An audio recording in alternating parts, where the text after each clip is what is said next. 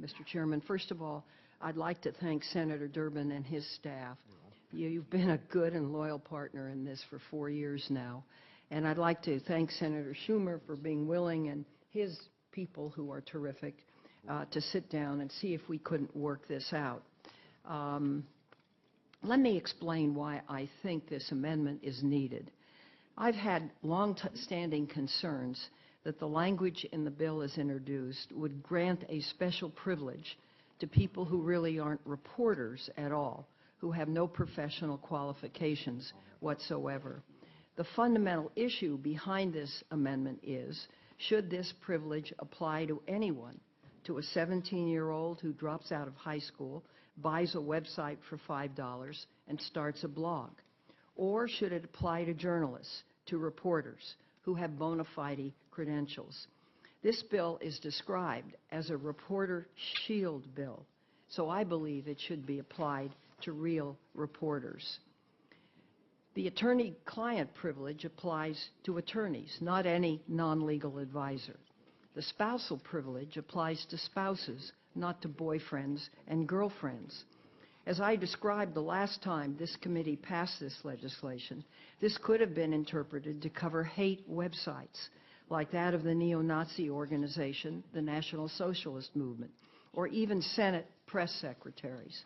So I am very grateful that the Media Coalition and Senator Schumer worked cooperatively with Senator Durbin and me to make sure that the bill doesn't do that.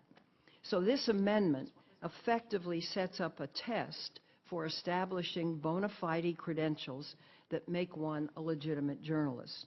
The first part of our amendment, page 5, starting on line 15, defines a covered journalist as someone who is an employee, agent, or independent contractor for a media entity. It's important to note that as part of the compromise, we took out the word salaried before employee, as this apparently caused some unnecessary worry to some people. We included a very broad list of media entities the journalist can be affiliated with, including newspapers, news websites, and, quote, any other news service distributed digitally, among other things.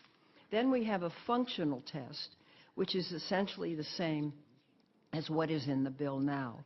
Recognizing the migration of reporters away from newspapers and magazines as those industries struggle, we also included on page 7, starting on line 17, a provision for a journalist to establish their journalistic bona fides, even if they're not currently affiliated with a media entity, through look-back provisions.